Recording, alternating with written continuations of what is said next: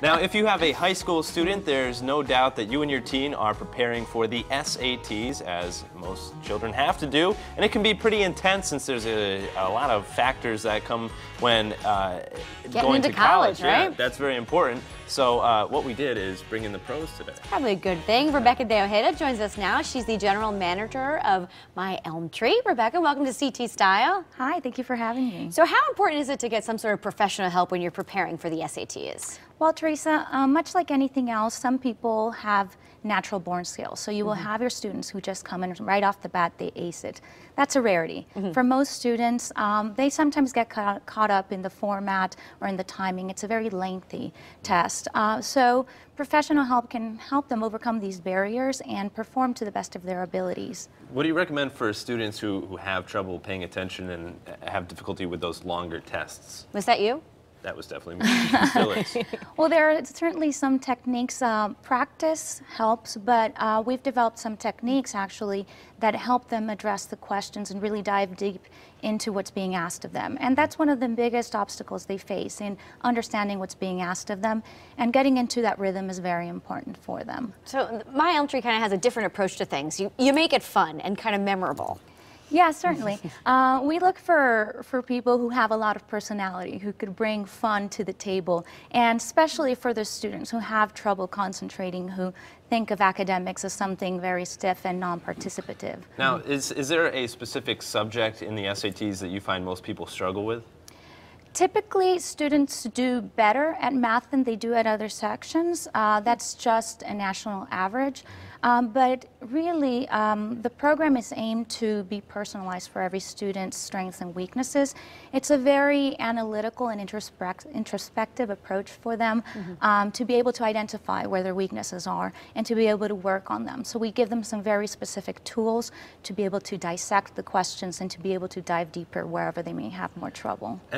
And I'm sure something like this, I mean, I'm not familiar with the actual scores, but I'm sure if you score at this level and you're able to just bump it up even a little bit, it can really increase your chances of getting into the Reach college that you're going for, or some of those, right? That's exactly it. And each situation varies for each student, but even a 100-point increase overall can make the difference between you being able to get into your top choice school. It can make the difference in you being able to get academic or even financial aid.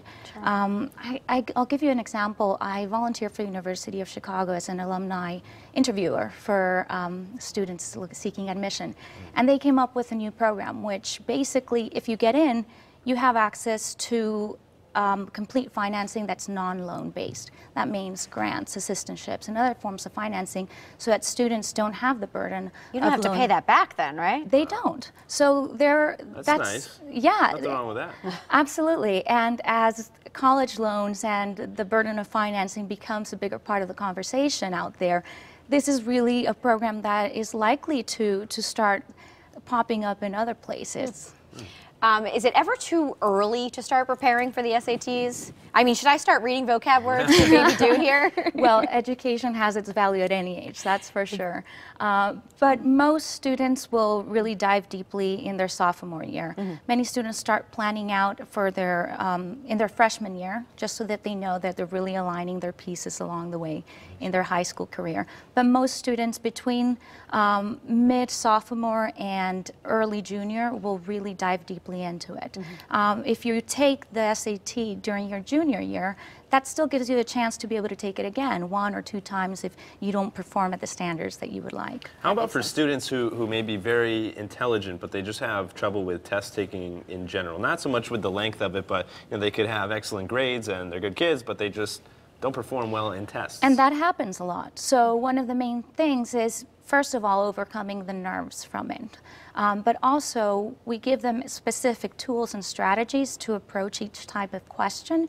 And because we're trying to tailor that to their strengths and weaknesses, then that really gives them a lot more confidence to approach that test, knowing that they'll be able to perform and that they'll be able to approach each question. So it's about confidence, too.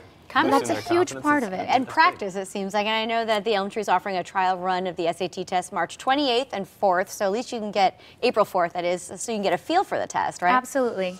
Yeah, so March 28th in Avon and April 4th, we have a couple other locations running, but it's on our website. Great. So we're going to get a little bit of SAT prep here. We know vocabulary is huge. You hear about SAT words. You should be learning them every day. So Rebecca brought a few for us. Okay. I'm not sure if we're going to know the definitions, but we're going to try to define them and then use them in a sentence. Okay. All right. Nothing, I guess. So the very first word is laud. It's a verb, Okay. and I'd like to get it in a sentence in combination with eccentric, which is an adjective. Okay. Eccentric, I think we know, which is kind of a little over the top. Yeah, it's I like- might describe you as eccentric. Right, I am probably eccentric, and you're loud. No, I don't you're think- just loud. You're not loud. I think loud, it's a verb, so is it like applause, like laud? You're making noise, like a celebration?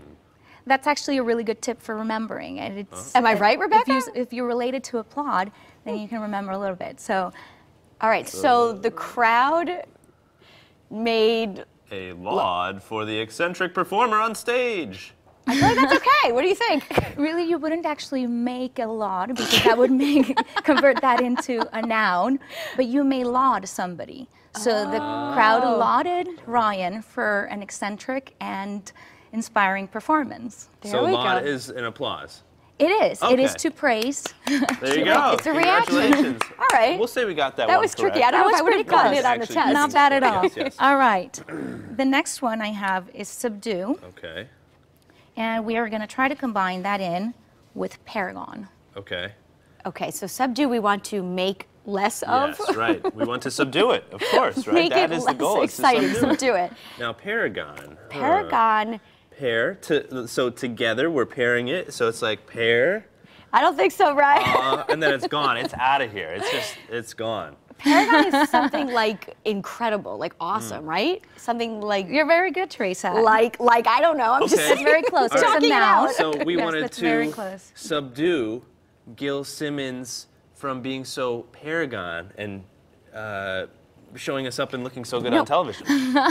Remember, paragon Paragon's is a noun. Right, exactly. That was close. That's what I meant. I was just testing you at home. That's what I. A paragon would be like an event then, something incredible. Like you can't describe a paragon event, right? So, Teresa, you might Yes. be a paragon of awesome performance. Well, so obviously, you are Rebecca. Yeah. a We need to symbol, subdue an her. epitome. We don't want her The ego to get too big culmination. now. You know? She's still has to fit her head. Well, in you the were the studio. wonderful eccentric before, so we have to share the Right. We have to the share joy. love. There we Yes, go. Of course, of course. And do we have one more? Do we have one more? Those were the ones I had in Oh, they this were, okay. sentence. Okay. Yeah. Did we pass, Rebecca? Well, I would say you could benefit from a little bit of practice. Contact but the that was Elm very Tree. good. That That's was right. really great. Thank you so much for being here, Rebecca. Thank you for having me. We need help. Apparently, we better log on to My Elm Tree, myelmtree.com, or you can follow them on Twitter at my_elm_tree. Find them there. We should take the practice test, see how we do. I think we need to take a lot of tests, Teresa. Just more than a practice test. We need a lot of education here on CT Style. All right.